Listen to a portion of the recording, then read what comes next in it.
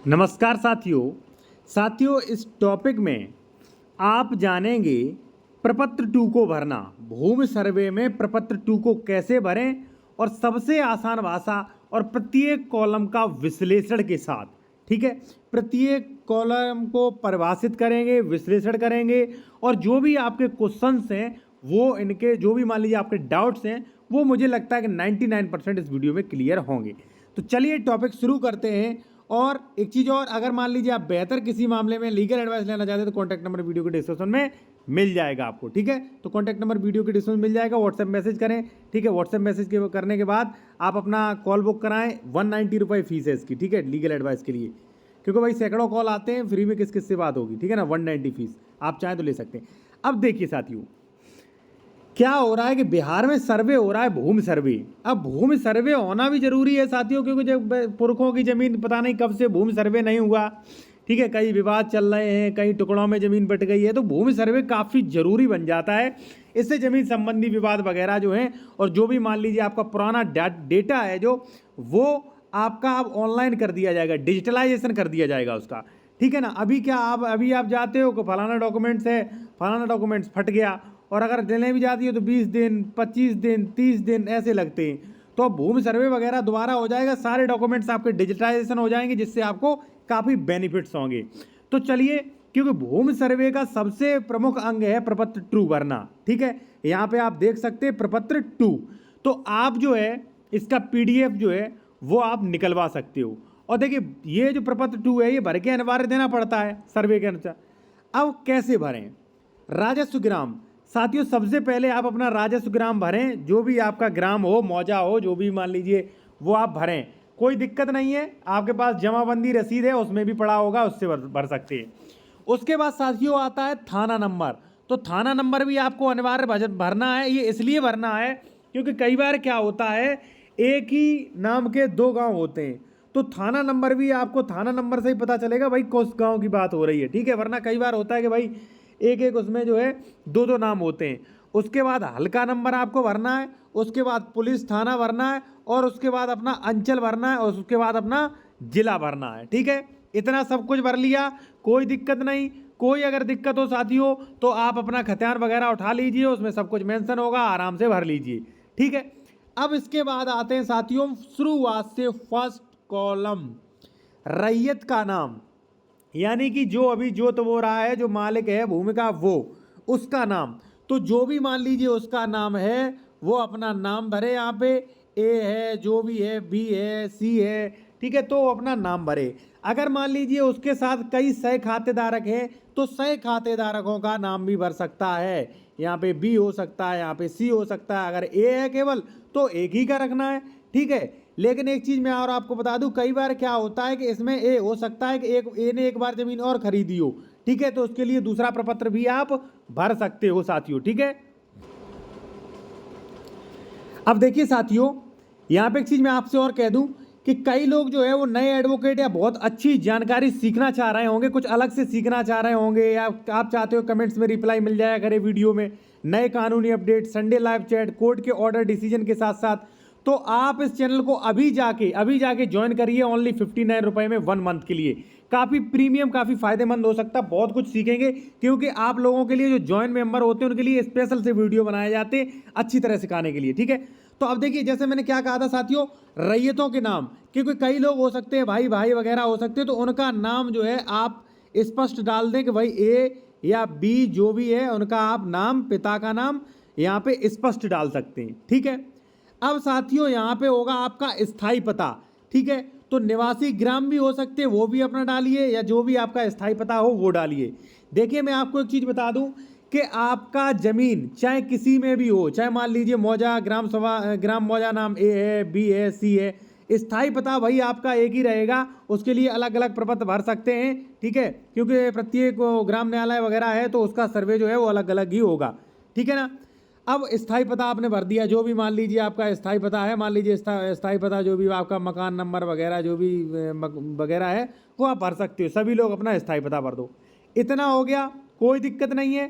ठीक है, अब साथियों क्या करें, आप खाता संख्या आप अपने भरिए। खाता संख्या कोई बड़ी बात नहीं है, खाता संख्या अपना खतियान रसीद उठाइए अभी, और अभी वहाँ पे मेंशन किया गया होगा खाता संख्या, क्योंकि खाता के बिना तो कुछ होगा ही नहीं। जैसे बैंक अकाउंट में खाता होता है उसी प्रकार से आपका खाता होता है, और खाते में खातेदारक होते हैं, ठीक है। उसके बाद खसरा नंबर, ठीक है, और खसरा नंबर ये चेंज भी नहीं होता, खसरा नंबर आप डालिए कि भाई खसरा नंबर ये कौन सा है। ये मैं फिर कहूँगा कि आप जमाबंदी रसीद वगैरह से खसरा नंबर डाल सकते हैं।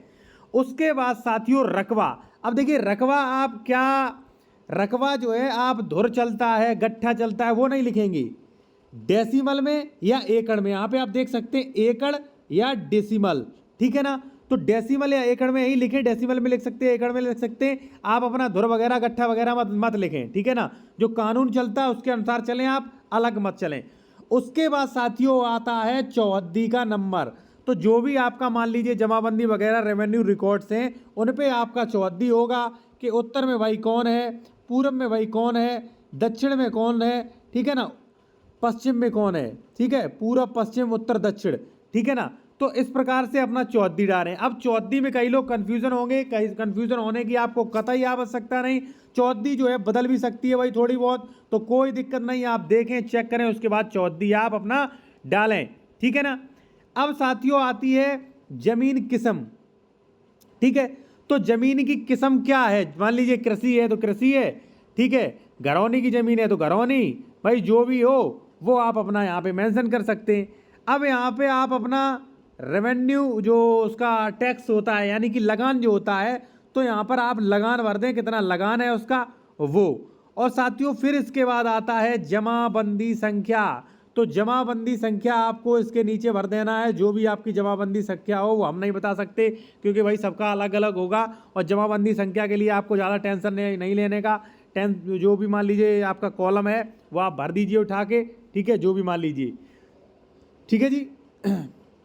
और अगर वीडियो अच्छा लगे तो आप कानूनी सलाह भी ले सकते हैं साथियों। कॉन्टैक्ट नंबर वीडियो के डिस्क्रिप्शन में मिल जाएगा, व्हाट्सएप पे मैसेज करें, अपना कॉल बुक कराएं 190 पे करके, ठीक है, 190 फीस रखी गई है, ठीक है। और अपॉइंटमेंट लेके बात भी कर सकते हैं। अगर आप चाहें वीडियो अच्छा लगे, आपको लगता है मैं जानकारी दे सकता हूँ तो, वरना आप फालतू में अपना और हमारा वक्त बर्बाद ना करें क्योंकि कई सैकड़ों लोग के फ़ोन कॉल्स अपॉइंटमेंट आते हैं, ठीक है। अब साथियों आ जाता है क्या, अब इतना सब हो गया, इतना थोड़ा साफ कर दूँ, थोड़ा समझ में नहीं आएगा हमारे लोगों को, ठीक है ना। उसके बाद साथियों आता है ये वाला कॉलम, यानी कि कॉलम नंबर 10। भूमि पर दावा का आधार, उत्तराधिकार, दान, बंदोबस्त, अन्य। अब ये बहुत जरूरी है साथियों। साथियों जरूरी नहीं है, कई बार क्या होता है कि जमाबंदी है और रसीद वगैरह आपका नहीं कट रहा होता है, कोई दिक्कत नहीं, स्वामी फिर भी आप हो, क्यों, अगर आपके पास इसका केवाला है तो, ठीक है।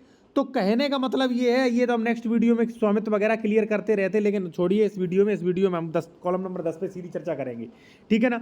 अगर आपका कोई मान लीजिए वैसा है कि सर कैसे बंदोबस्त होगा, दाखिल खारिज वगैरह नहीं, तो आप क्वेश्चन कर सकते हैं, legal advice contact number video के डिस्क्रिप्शन में मिल जाएगा आपको हमारा, ठीक है, अगर आप चाहें तो। देखिए साथियों, भूमि पर दावा करने का आधार, यानी कि आप किस बेसिस पे दावा कर रहे हैं। अब दावा आप कर रहे हो तो या तो हो सकता है आपके दादा पिताजी से मिला हो, आपका मान लीजिए दादा थे, दादा से पिता, पिता से आपको, तो हो सकता है साथियों उत्तराधिकार हो यहाँ पे, ठीक है ना, उत्तराधिकार भी हो सकता है, थोड़ा दिक्कत हो रही है मुझे, नहीं लिख पाता हूँ, उत्तराधिकार, ठीक है ना, पहला। या साथियों हो सकता है आपके पिताजी वगैरह ने दान किया हो, तो दान भी हो सकता है क्योंकि दान के बेसिस पे आप मालिक बन सकते हो सकता है साथियों कि यहाँ पे क्रय किया हो आपने, केवाला किया हो, तो केवाला यहाँ पे लिखा होगा, ठीक है। हो सकता है साथियों यहाँ पे बंदोबस्त, यानी कि जमीन चली आ रही, बंदोबस्त की जमीन है, तो यहाँ पे बंदोबस्त लिख दीजिए, आप सोच समझ के लिखें, ठीक है ना, अपना बंदोबस्त, ठीक है। या अन्य कोई बात मत, मान लीजिए कोर्ट ऑर्डर डिक्री वगैरह है तो भैया अपना वो लिख दें भाई किससे मालिकाना हक मिला। ऐसा नहीं है कि फालतू में आप वो मालिक बन जाएंगे, भाई कुछ तो रिकॉर्ड दिखाइए सरकार को कि भाई हम ऐसे मालिक बन रहे हैं इसके, ठीक है। सरकार ने कई ऑप्शन दे रखे हैं भाई, उत्तराधिकार हो, दान पत्र हो, क्रय हो, बंदोबस्त हो, क्या क्या हो भाई, सबसे आप मालिक बन सकते हो उनसे, ठीक है ना। अब आता है कॉलम नंबर 11। देखिए यूट्यूब पे कई लोगों ने वीडियो बना रखा है लेकिन किसी ने कॉलम नंबर 11 के बारे में बात ही नहीं की भाई, ठीक है ना। तो इसीलिए भाई मुझे लगता है कि मैं थोड़ा सोच समझ कर वीडियो बनाता हूँ। बाकी आपको अगर अच्छा लगे तो लाइक करें, इस पर सुपर थैंक्स करें, ठीक है। और ज़्यादा अच्छा लगे तो भाई ओनली 59 रुपये में आप इस चैनल को ज्वाइन करिएगा, ठीक है, चैनल को सपोर्ट मिलेगा, ठीक है। अब क्या है साथियों, अभियुक्त अगर कोई हो, देखिए क्या होता है, कई ज़मीनों पर केस वगैरह चल रहा होता है, ठीक है ना, तो विवादित भी ज़मीनें होती हैं। अगर कोई अभियुक्त हो, यानी कि कई बार क्या होता है, भाई फलाने बनाम फलाने केस चल रहा होता है, तो उस केस का भी नाम आप जिक्र कर सकते हो, ठीक है। तो जो भी सर्वे वगैरह होगा उसमें एक आदेश होगा कि भाई फलाना फलाना ये सर्वे तो किया जाता है, लेकिन फलाने बनाम फलाने केस के आदेश के अधीन ही रहेगा ये, ठीक है। मान लीजिए कमिश्नरी में चल रहा, हाई कोर्ट में चल रहा, कहाँ चल रहा, तो यहाँ पे आप अभियुक्त के बारे में भी मेंशन कर सकते हो, ठीक है। उसके बाद अपना यहाँ पे स्थान, तिथि, रैयत का नाम, अंगूठे का निशान और यहाँ पे आधार कार्ड नंबर, फ़ोन नंबर ये वगैरह डाल सकते हो। और कोई भी फर्जीवाड़ा मत करें, जो भी ये डॉक्यूमेंट जमाबंदी केवाला वगैरह जो भी ये डॉक्यूमेंट्स हैं इसके साथ अटैच कर दें। और मान लीजिए कुछ समझ में नहीं आया तो लीगल एडवाइस ले सकते हैं, आपने नज़दीकी वकील से, बेहतर वकील से संपर्क करें, ऐसे ही किसी झोला छाप वकील से नहीं, ठीक है जी। धन्यवाद साथियों।